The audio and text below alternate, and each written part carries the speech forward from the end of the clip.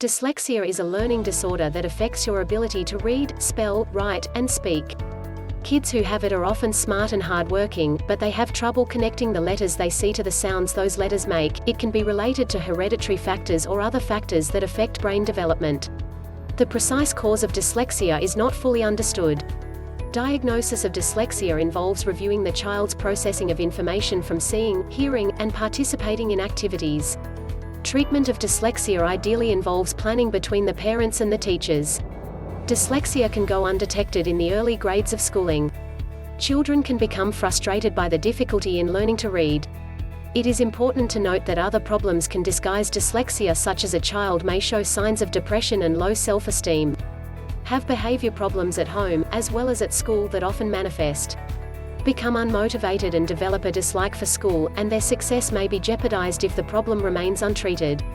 Classroom teachers may not be able to determine if a child has dyslexia. They may detect early signs that suggest further assessment by a psychologist or other healthcare professional in order to actually diagnose the disorder. Signs and symptoms of dyslexia: delayed early language development, problems recognizing the differences between similar sounds or segmenting words, slow learning of new vocabulary words, difficulty copying from the board or a book, difficulty with learning reading, writing, and spelling skills. A child may not be able to remember content, even if it involves a favorite video or storybook. Problems with spatial relationships can extend beyond the classroom and be observed on the playground. The child may appear to be uncoordinated and have difficulty with organized sports or games. Difficulty with left and right is common, and often dominance for either hand has not been established. Auditory problems in dyslexia encompass a variety of functions. Commonly, a child may have difficulty remembering or understanding what he hears. Recalling sequences of things or more than one command at a time can be difficult. Parts of words or parts of whole sentences may be missed, and words can come out sounding funny. The wrong word or a similar word may be used instead. Children struggling with this problem may know what they want to say but have trouble finding the actual words to express their thoughts.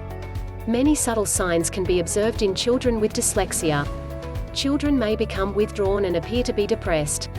They may begin to act out, drawing attention away from their learning difficulty. Problems with self-esteem can arise, and peer and sibling interactions can become strained. These children may lose their interest in school-related activities and appear to be unmotivated or lazy.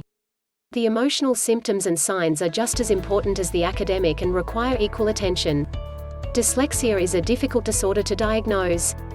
There are many factors the psychologist or other health professional reviews to diagnose the disability. The testing determines the child's functional reading level and compares it to reading potential, which is evaluated by an intelligence test. All aspects of the reading process are examined to pinpoint where the breakdown is occurring. The testing further assesses how a child takes in and processes information and what the child does with the information. The tests determine whether a child learns better by hearing information, auditory, looking at information, visual, or doing something, kinesthetic.